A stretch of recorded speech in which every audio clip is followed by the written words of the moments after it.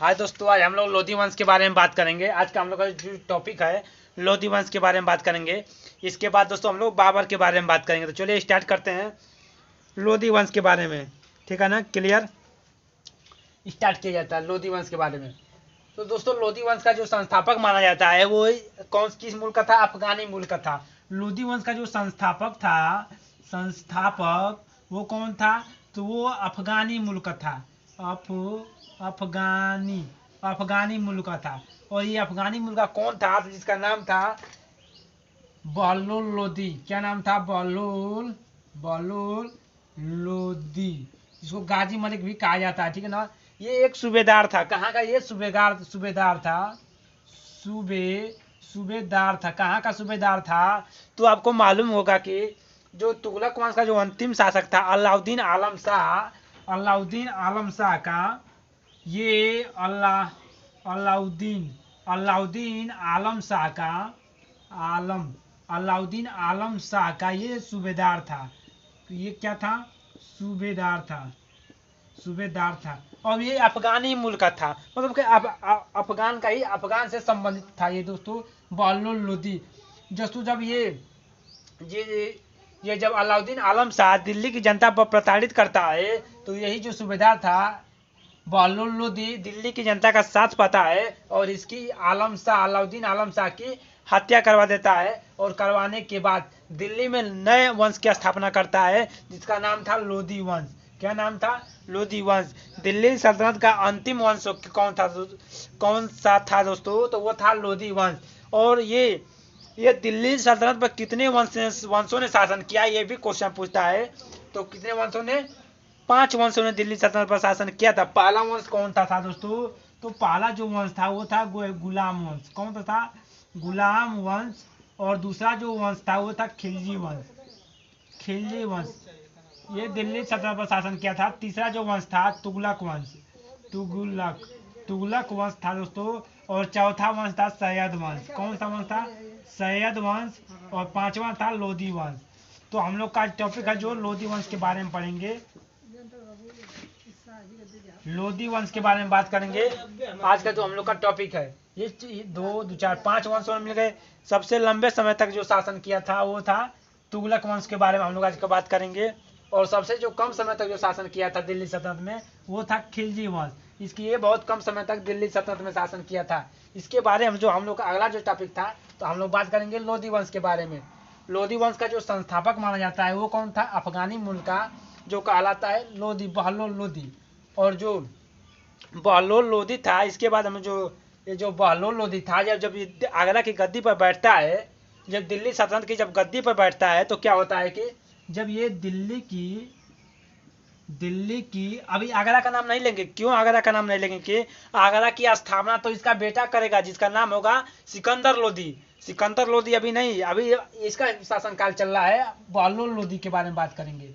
तो जो ये बहलोल लोधी है इसके बारे में बात करेंगे। दिल्ली की जब गद्दी पर ये बैठता है, दिल्ली की गद्दी पर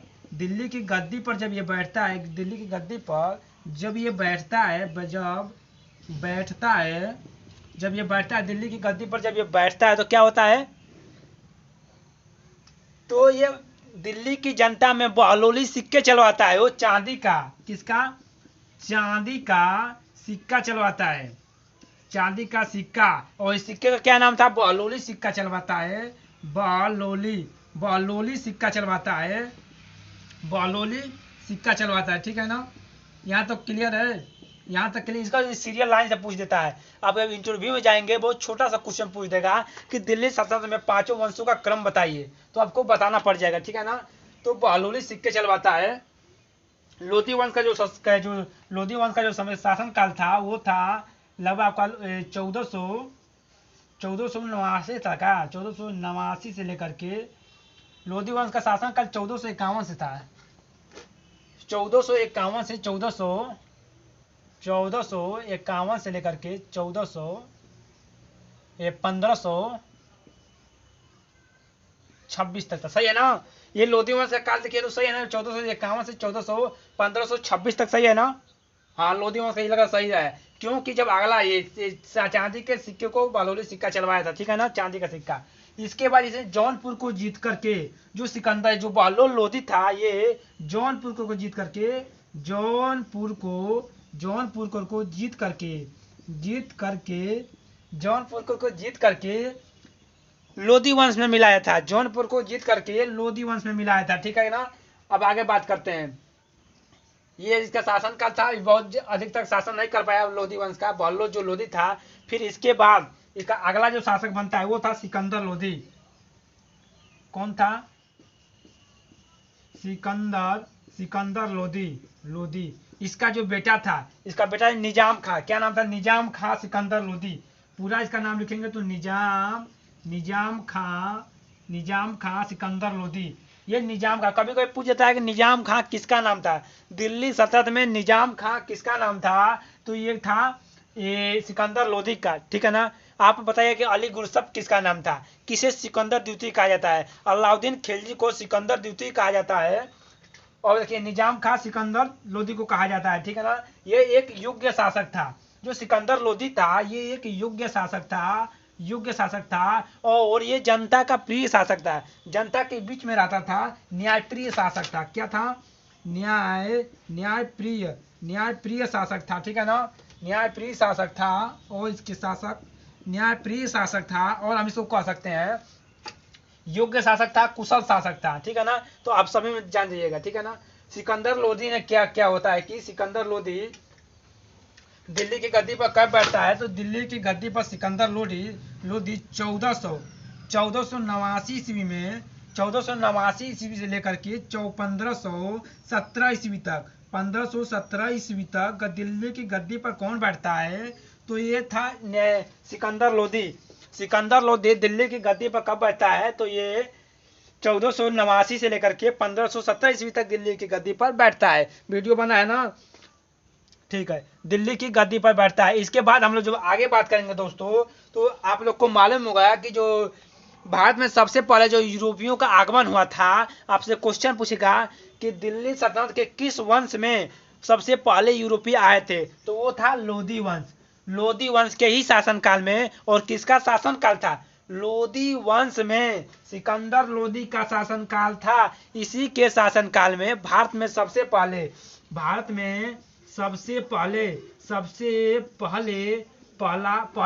पहला यूरोपीय आया था। पहला यूरोपीय आया था, जिसका क्या नाम था? पहला यूरोपीय आया था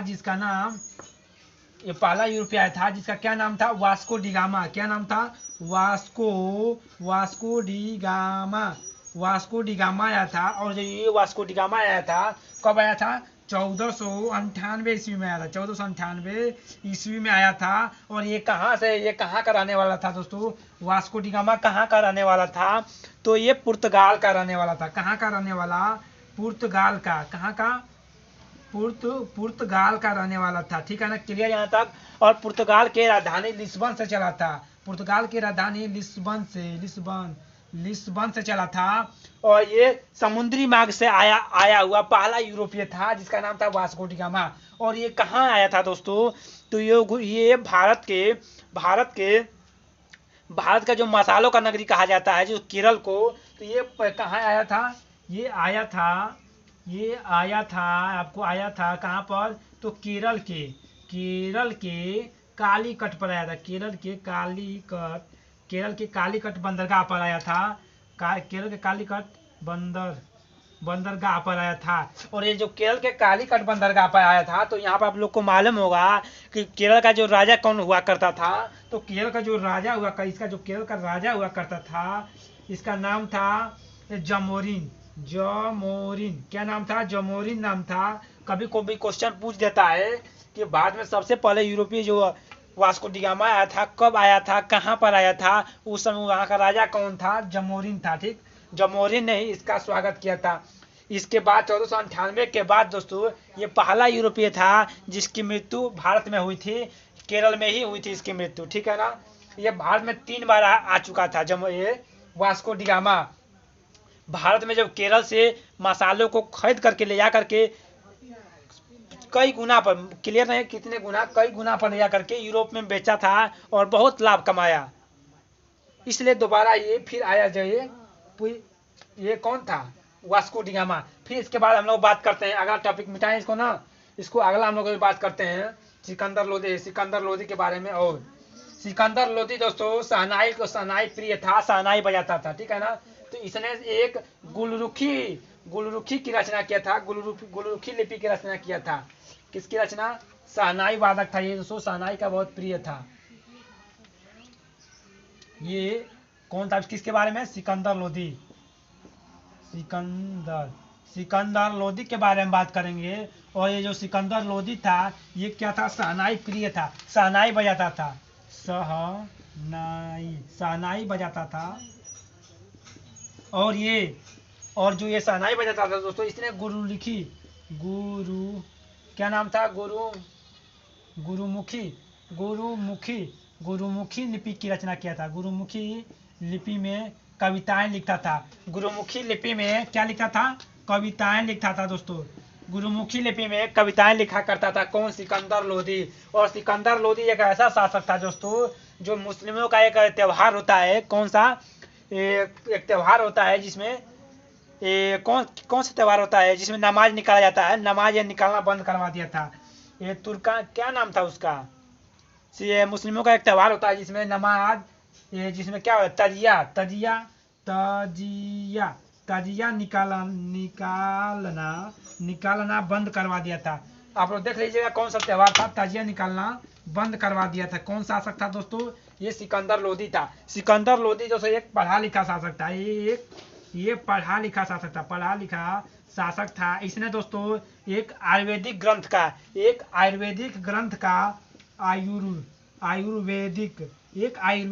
का दोस्तों रचना किया था। आयुर्वेदिक ग्रंथ का रचना किया था, जिसका क्या नाम था दोस्तों? जिसका नाम था फरहंगे सिकंदरी। फरहंगे सिकंदरी नाम था। क्या नाम था? सिकंदरी। क्या नाम था? फरहंगे सिकंदरी। और ये फरहंगे सिकंदरी एक आयुर्वेदिक ग्रंथ था। इसने दोस्तों अनुवाद किया था फारसी में। फिर आगे चलते हैं, एक और ग्रंथ का इसने अनुवाद किया था, जिसका नाम था लज्जात ए सिकंदर शाही।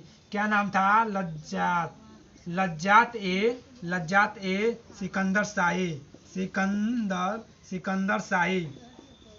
हमारा जो टारगेट है दोस्तों कि इसी महीने में मध्यकालीन भारत खत्म हो जाए, क्योंकि आगे यूपी स्पेशल का नोटिफिकेशन भी आ गया है, यूपी पुलिस का। तो लज्जात ए सिकंदर शाही का अनुवाद किया था। कौन? ये सिकंदर लोदी ने। सिकंदर लोदी ने और क्या काम किया था दोस्तों? इसने दोस्तों अब थोड़ा सा कहानी में ट्विस्ट आ गया, थोड़ा सा वीडियो बना है कि नहीं? हाँ, अब थोड़ा सा कहानी में ट्विस्ट आ गया है कि आप लोग को अब थोड़ा सा मैप बनाना पड़ेगा। तो अब सिकंदर लोदी है ना, आप लोग को मालूम होगा दोस्तों कि राजस्थान साइड मालूम है ना, भारत के जो पूर्वी साइड में, भारत के जो पश्चिमी साइड है उसमें गुजरात है, राजस्थान है। और राजस्थान में जो राजपूत शासक थे, जो मेवाड़ शासक थे, सिकंदर लोदी के समय में राजस्थान के जो शासक थे बहुत उथल पुथल मचा रहे थे। सिकंदर लोदी एकदम परेशान हो गया था। क्या हो गया था दोस्तों? सिकंदर लोदी एकदम परेशान होकर के राजपूत शासकों से, ये क्या है दोस्तों? ये भारत का थोड़ा सा मैप है, ठीक है ना। ये भारत का थोड़ा सा जो मैप बन रहा है आपको, ये जो भारत का आपको जो मैप बन रहा है, गलत तो बनेगा, देख लीजिएगा, थोड़ा सा बनाने का अच्छा नहीं। अबे हम चले क्या? ये जो भारत का जो मैप आपको दिखाई दे रहा है, तो यहीं पर आपको देखेंगे राजस्थान वाला साइड होगा। और ये पूरा यूपी संबंधित। ये क्या है दोस्तों? राजस्थान का जो यूपी का आप जिला देखेंगे आगरा। कौन सा जिला है दोस्तों? ये आपको मिलेगा आगरा जिला मिलेगा। आगरा, यहीं पर भरतपुर, यहाँ पर राजस्थान में भरतपुर मिलेगा। ये राजस्थान में, ये कौन सा है? राजस्थान। और राजस्थान में ही कौन शासन कर रहा था? तो राजस्थान में सिकंदर लोदी के समय में शासक कौन था? शासक कौन था? मेवाड़ का शासक मेवाड़ का था। वो क्या नाम था उसका? सिकंदर लोदी के समय में राजस्थान के मेवाड़ का जो शासक हुआ करता था, राजपूत शासक था, वो था राणा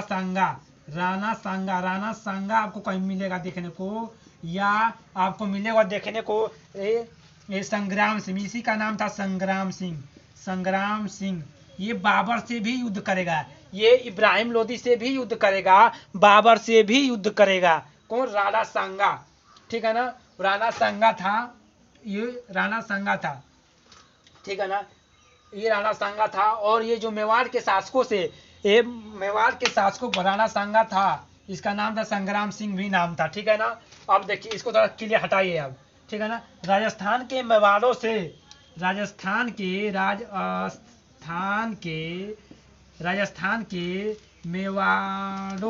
मेवाड़ों पर नियंत्रित करने, मेवाड़ों को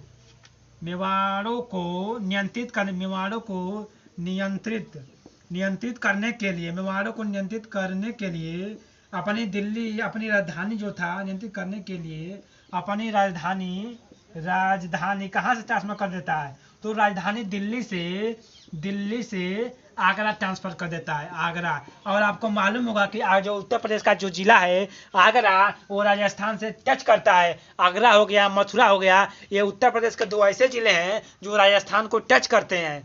तो ये आगरा कर देता है। जो आगरा किस नदी के किनारे है दोस्तों? आगरा यमुना नदी के किनारे है, यमुना। ये थोड़ा सा देख लीजिए, यमुना नदी के किनारे है। जब बाबर के बारे में बताएंगे तो आप मत कहिएगा कि आगरा यमुना नदी के किनारे, यमुना नदी का नाम लेंगे तो आपको कंफ्यूज मत होइएगा। और ये जो शासक था राणा सांगा कौन था, तो तभी कंफ्यूज नहीं होना है। राणा सांगा का जब भी मैं नाम लूंगा तो आप समझिएगा कि राजस्थान का शासक था राणा सांगा, या संग्राम सिंह, या राणा सांगा, ठीक है ना। अभी ये सिकंदर इब्राहिम लोदी के बारे में नाम लेंगे वहां पर, ठीक है ना। ये दिल्ली में आगरा शहर की स्थापना करता है। और ये सबसे पहले लोदी वंश की जो राजधानी थी आगरा किसने बनाया था? तो ये सिकंदर लोदी ने ही बनाया था आगरा की स्थापना। पाटलिपुत्र की स्थापना उदयीन ने किया था, पाटलिपुत्र की स्थापना उदयीन ने किया था, पीछे का भूलना नहीं है जो बताए हैं। और जो दिल्ली की स्थापना तैमूर वंश के शासकों ने किया था, भूलना नहीं है एक भी। जौनपुर की स्थापना फिरोज शाह तुगलक ने जौना खां के स्थापना नाम पर किया था। कुल 6 शहरों को बसाया था। दौलताबाद को किसने बसाया था? तो गयासुद्दीन तुगलक के समय में बसाया गया था दौलताबाद को। तो कुछ टॉपिक भूलना नहीं है, ठीक है ना। चलिए आगे हम लोग बात करते हैं जो आगरा शहर की हो गया, राजधानी जो बनाया था दिल्ली में आगरा शहर की, ठीक है ना। तो आगे बढ़ा जाता है, राजधानी बनाता है, ठीक है ना। और इसने कार्य किया था और बता रहे हैं सिकंदर लोदी से। ये तो हो गया। अब इसके बाद हम लोग बात करते हैं इब्राहिम लोदी के। इसने शासन किया था, शासन का सिकंदर लोदी ने सिकंदर लोदी ने जमीन के उन्नति के लिए, जमीन के पैदावार को, जमीन में एक सिंचाई के उन्नति के लिए, सिंचाई के उन्नति के लिए क्या किया था दोस्तों? तो जो सिकंदर लोदी था, सिंचाई के उन्नति के लिए एक पैमाना बनाया था, क्या नाम था? पैमाना बनाया था, जिसका क्या नाम था? पैमाना का जो नाम था वो क्या नाम था? गज सिकंदरी। क्या कहा जाता है उसे? तो गज सिकंदरी, क्या नाम था? गज सिकंदरी। और इस गज सिकंदरी बराबर कितना होता है? कभी कभी क्वेश्चन पूछ देता है, जैसे यूपी लेखपाल का क्वेश्चन है, यूपी लेखपाल का पेपर देंगे तो उसके लिए थोड़ा सा पूछ देगा कि एक गज ए सिकंदरी बराबर कितना इंच होता है? तो 30 इंच होता है। एक गज ए सिकंदरी बराबर 30 इंच होता है, ठीक है ना। आगे बढ़ा जाता है दोस्तों। सिकंदर लोदी के बाद आता है आप लोग इब्राहिम लोदी के शासनकाल के बारे में बात करेंगे। सिकंदर लोदी के बारे में, इब्राहिम लोदी के बारे में चलो बात किया जाता है। 1451 से 1400 कहाँ गया? सिकंदर लोदी का शासनकाल था 1451 से 1489 तक था। अब इब्राहिम लोदी के बारे में बात करेंगे। ये रहने दीजिएगा ऐसे ही। ये सिंध वाला प्रांत, इसको समझिएगा, सिंध वाला प्रांत है, ठीक है ना। ये समझिएगा सिंध प्रांत है। कोई लोग कहेंगे कि नहीं इधर था सर जी, अरे भाई ऊपर ही था, इधर ही था, कुछ भी मान लीजिए यहीं पर था, ठीक है ना। अब हम लोग बात करेंगे अगला जो शासक था सिकंदर लोदी, ठीक है। 2 ग्रंथों का निर्माण किया था, बताएं दोनों ग्रंथों का नाम? सिकंदरी के, ठीक है ना। अब चलिए आप अगला जो बात करते हैं सिकंदर लोदी के बाद हम लोग बात करेंगे इब्राहिम लोदी का शासनकाल। इसी का बेटा जो होगा इब्राहिम लोदी।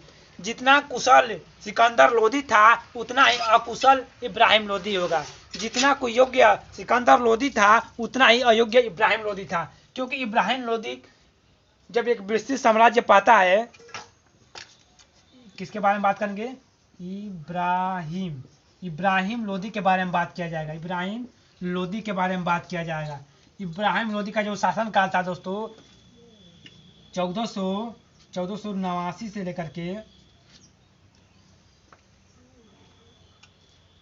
1489 से लेकर के 1517 ईस्वी तक। ओहो 1517 ईस्वी तक। ये यार गलती बता दिए, ये क्या है? जो सिकंदर लोदी था, अच्छा ये बहलोल लोदी का शासनकाल कितना था?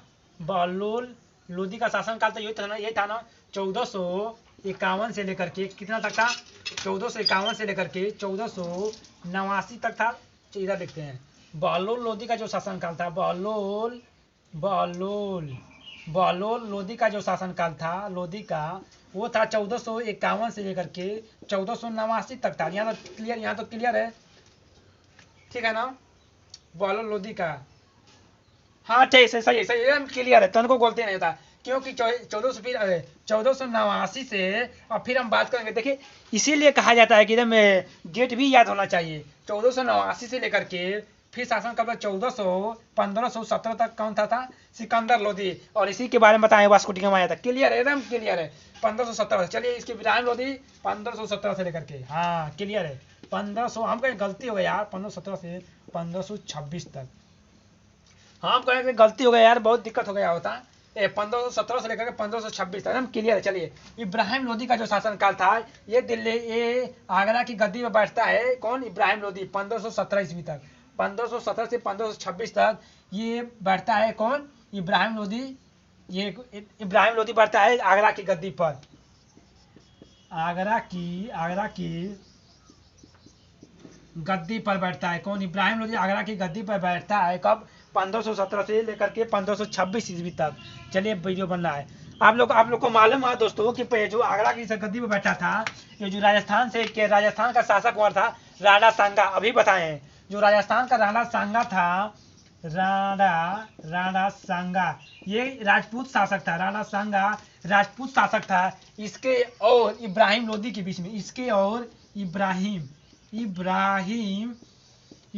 लोदी के बीच में, इब्राहिम लोदी, राणा सांगा और इब्राहिम लोदी के बीच में एक युद्ध होता है। कहाँ पर? तो आगरा और मेवाड़ के बीच में युद्ध होता है, जिसको कहा जाता है खतौली का युद्ध। खतौली लिखा रहेगा, चाहे खतौली का युद्ध लिखा रहेगा दोस्तों। और युद्ध कब होता है दोस्तों? जो खतौली का युद्ध होता है वो होता है 1518 ईस्वी में। 1518 ईस्वी में युद्ध होता है। किसके बीच में होता है? तो राणा सांगा और इब्राहिम लोदी के बीच में युद्ध होता है। किसके बीच में होता है? तो राणा सांगा और इब्राहिम लोदी के बीच में युद्ध होता है, खतौली का युद्ध। इस युद्ध में क्या होता है कि इब्राहिम लोदी हार जाता है, ये राणा सांगा जीत जाता है। राणा सांगा जीत जाते हैं। क्या होता है? जीत जाते हैं दोस्तों, जीत जाते हैं और इब्राहिम लोदी हार जाता है। ठीक है, खतौली के युद्ध में कब होता है? 1518 ईस्वी में इब्राहिम लोदी हार जाता है। ठीक है ना? इसके बाद राणा सांगा यार मेवाड़ शासक है, ये राजपूत शासक था। राजपूत शासक अपने वचन से कभी विमुख नहीं होते थे। राजपूत शासक जो बात को कह देते थे वो मानते थे। वो ब्राह्मणों पर कभी अत्याचार नहीं किया करते थे, विधवाओं पर कभी नहीं अत्याचार किया करते थे। और अतिथि जो आता था, अतिथि परमो देव भव, इनका एक का नाम था कि अतिथि देवो भव। इस नियम को लागू करते थे कौन? ये राजपूत शासक राणा सांगा। इनके जो मेवाड़ शासक थे, राजपूत शासक थे। आप लोग पद्मावती देखा होगा, ठीक है ना, उसके बारे में, तो वहाँ पर राजपूत शासक के बारे में वहाँ मिलता है। ठीक है ना? जो राणा सांगा था दोस्तों, इसके बीच 1518 से ईस्वी में बीच होता युद्ध होता है, खतौली का युद्ध राणा सांगा के बीच। और राणा सांगा और बाबर के बीच भी युद्ध होता है। कब? 1527 में। 1527 में युद्ध होता है राणा सांगा। इसलिए बता दिए हैं कि राणा सांगा आया है, दोनों कंफ्यूज मत होइएगा। 1527 में होता है खानवा का युद्ध। ये होता है खानवा का युद्ध होता है। और ये कब किसके बीच में होता है? राणा सांगा और इब्राहिम लोदी के बीच, राणा सांगा और ये बाबर के बीच में होता है। बाबर के बीच में होता है। और ये खतौली का जो युद्ध था ये इब्राहिम लोदी के बीच में होता है। ठीक है, क्लियर। ठीक है, ये राणा संगा जीत जाता है, इब्राहिम लोदी हार जाता है, फिर वापस चला जाता है, दिल्ली की गद्दी पड़ जाता है। अब आगे हम लोग बात करेंगे दोस्तों इब्राहिम लोदी के बारे में, फिर आगे हम लोग बात करते हैं। अब थोड़ा सा देखिए कहानी में, जब आप देखिए यहाँ इसी खतौली के युद्ध के बाद, इसी खतौली युद्ध के बाद, इसी इसी ख इसी खटोली इसी खटोली के युद्ध के बाद, खटोली के युद्ध के बाद बाबर का आगमन होगा भारत में। आगमन बाबर का आगमन होगा। इसी खतौली के युद्ध के बाद 2 साल बाद बाबर का आगमन होगा भारत में। 1519 में बाबर भारत में आक्रमण करेगा और वो भी युद्ध में करेगा। बाबर का जो आक्रमण होगा तोप गोलों के साथ होगा। बाबर के जो तोप चलाने वाले जो 2 प्रसिद्ध हुआ करते थे, पहला जिनका नाम था, पहला किसका नाम था, जो तोप चलाने वाले, बाबर के तोप चलाने वाले 2 प्रसिद्ध व्यक्ति थे। पहला का क्या नाम था, पहला का नाम था मुस्तफा खां। क्या नाम था, मुस्तफा खां। और दूसरा का नाम था मुस्तफा अली और दूसरा का नाम था उस्ताद खां। ये नाम कुछ अलग है, उस्ताद अली और मुस्तफा खां और उस्ताद अली। ठीक है ना, ये 2 इसके तोप चलाने वाले थे। ये इधर हो जाएगा, ये उधर हो जाएगा।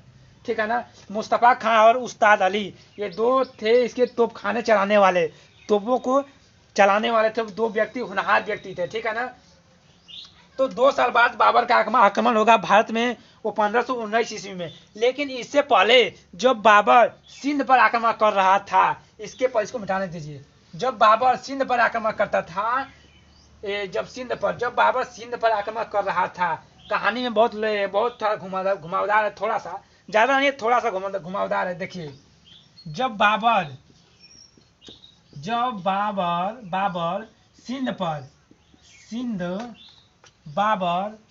सिंध पर आक्रमण कर रहा था,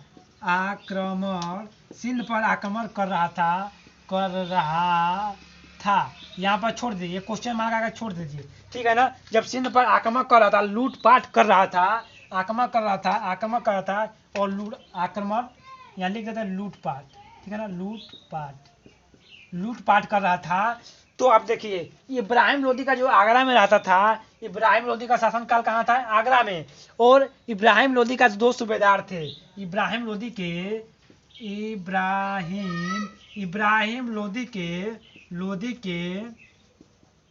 2 सूबेदार थे। इब्राहिम लोदी एक अयोग्य शासक था। इसके शासनकाल में सभी लोग परेशान थे, इसके नियम कानून से परेशान थे सभी लोग जो इसका शासन में, चाहे इसका सूबेदार हो चाहे इसकी जनता हो। इब्राहिम लोदी से एकदम मन हट गई था, शासन अच्छी तरह से नहीं चला रहा था, इसीलिए सभी लोग इसे नाराज थे। इब्राहिम लोदी के 2 सूबेदार थे और ये भी लोग अपने आप को चांस खोज रहे थे कि कब अपने आप को मैं स्वतंत्र घोषित कर दूं, इब्राहिम लोदी को कब मरवा दिया जाए, ये सभी रणनीति लगा रहे थे। कौन, ये 2 सूबेदार हुआ करते थे। पहले का नाम था दौलत खां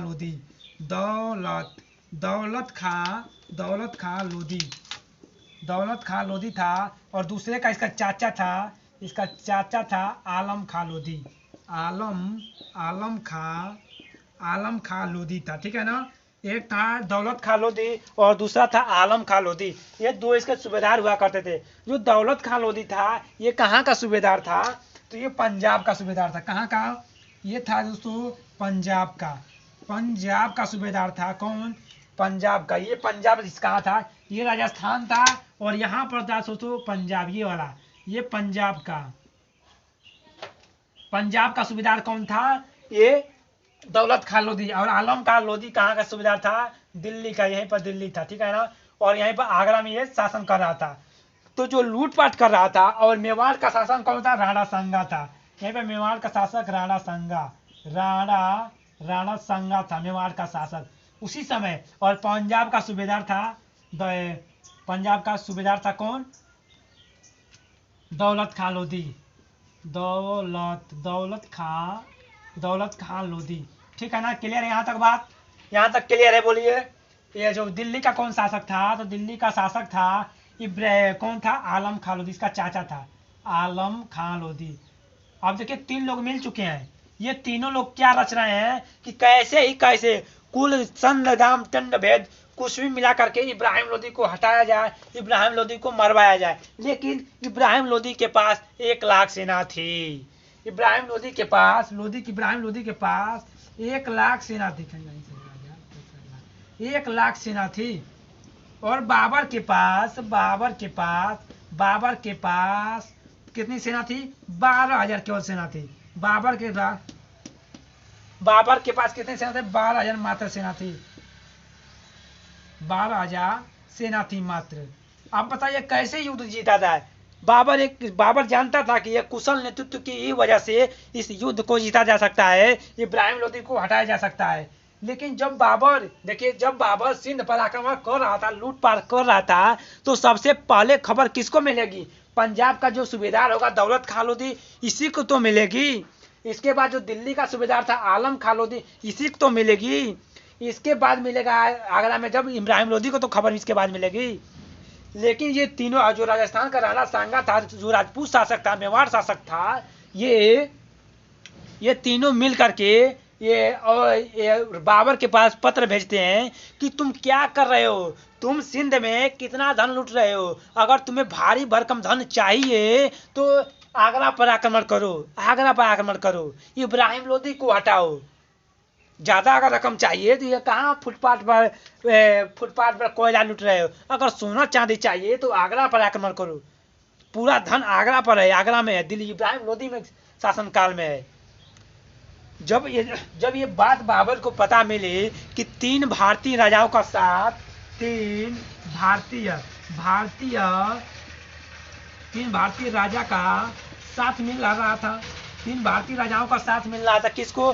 बाबर को साथ मिल रहा था। तो बाबर ने सोचा क्यों ना एक बार नसीब आजमाया जाए, क्यों ना एक बार युद्ध किया जाए इब्राहिम लोधी के साथ। तो इब्राहिम लोधी ने क्या करता है कि जो बाबर था 1519 में तो यहाँ पर सिंध में आक्रमण कर रहा था। सिंध के बाजौर में कहाँ आक्रमण कर रहा था? सिंध के बाजौर में आक्रमण कर रहा था। बाजौर के भेड़ागढ़ के किले पर कर रहा था आक्रमण। इसलिए 1526 ईस्वी में, फिर 1526 ईस्वी में देखिए बाबर किसी को नहीं छोड़ेगा। 1527 में राणा सांगा को भी मारेगा, क्योंकि राणा सांगा अभी तो बोल रहा है कि हमने बाबर का साथ देंगे, लेकिन ये दोनों बाबर का साथ देते हैं। आलम खां लोधी और दौलत खां लोधी बाबर का साथ देंगे पानीपत के प्रथम युद्ध में 1526 ईस्वी में। 1526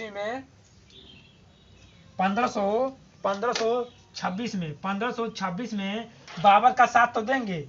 बाबर, इसको मिटाने दीजिए यार, जगह नहीं है तो कहाँ लिखोगे, मिटाओ। 1526 ईस्वी में बाबर का तो साथ देंगे कौन? दौलत खां लोधी और इब्राहिम खां लोधी, ये बाबर का साथ देंगे। ये बाबर का साथ देंगे कौन? दौलत खां लोधी। दौलत खां लोधी देगा। और दूसरा था आलम खां लोधी, आलम खां लोधी। ठीक है ना? ये दोनों शासन के, ये लोधी इब्राहिम लोधी नहीं मिल रहा है। लोधी उसी के चाचा था आलम खां लोधी, दिल्ली का सूबेदार था। ठीक है ना? ये दोनों बाबर का साथ दे रहे थे। लेकिन राणा सांगा जानता था कि जो बाबर है तैमूर का 5वां वंशज है बाबर, और चंगेज खां जो क्रूर शासक था, असभ्य शासक था, इसका 14वां वंशज है। तैमूर तो भारत पर आक्रमण किया था, चंगेज खान ने भारत पर आक्रमण किया था, लेकिन ये लोग वापस लौट गए थे। लेकिन जो बाबर की आंखों में जो हुनर दिखाई दे रहा है वो वापस लौटने का नहीं, भारत में साम्राज्य स्थापित करने का हुनर दिख रहा है। इसीलिए बाबर जो था, इसीलिए राणा सांगा बहुत चालबाज मेवाड़ का शासक था, राजपूत शासक था, एकदम बुद्धि उसकी एकदम मजबूत शासक था। इसीलिए वो शासक राणा बाबर का साथ नहीं देता है। बाबर क्या करता है? पानीपत के, हरियाणा के पानीपत पानीपत में यमुना नदी के किनारे यमुना नदी के किनारे युद्ध होता है। क्या होता है युद्ध? इस युद्ध में बाबर प्लस इब्राहिम लोदी के बीच में होता है, जिसमें बाबर जीतता है और किस विधि से? तुलगमा नीति से। तुलगमा नीति से जीतता है और उस्मान विधि से अपने तोपों को सजाया था। जैसे देखिए इधर थी यमुना नदी, कौन थी? यमुना नदी थी, ठीक है ना। और इधर क्या खाई खुदवा दिया है, इधर बहुत मोटा सा खाई खुदवा दिया और अपने तोपों के इधर सैनिकों को इसके अंदर सैनिकों को अपने कैद कर लिया, ठीक है ना। सैनिकों को हिलवा दिया और क्या इधर तोप लगवा दिया, इसके मुंह पर तोप लगवा दिया। और इब्राहिम लोदी की सेना न इधर से आ पाएगी और न इधर से आ पाएगी, अब सीधे आगे से ही आ पाएगी। इसलिए जब आगे से आएगी, इसी विधि को कहा जाता है उस्मान विधि और इसको कहा जाता है तुलगमा नीति। तो बाबर की हार हो जाती है, बाबर की जीत होती है, इब्राहिम लोदी की हार होती है। राणा सांगा साथ नहीं दिया था, इसलिए अगला युद्ध 1527 में खानवा का युद्ध होगा राणा सांगा से। बाबर जीत जाएगा, राणा सांगा हार जाएगा, महमूद लोदी भी साथ में रहेगा, वो भी हार जाएगा। अब हम लोग पढ़ेंगे 331 वर्षों तक पढ़ेंगे। कौन सा? 331 वर्षों तक पढ़ेंगे। किस वंश के बारे में? तो हम लोग पढ़ेंगे मुगल वंश के बारे में। मुगल वंश के बारे में पढ़ेंगे, 6 महत्वपूर्ण बादशाहों के बारे में पढ़ेंगे। आज का वीडियो यहीं तक रहते हैं, फिर अगला वीडियो देखा जाएगा। थैंक यू दोस्तों, बताइए कैसा वीडियो लगा। थैंक यू, पढ़ते रहिए।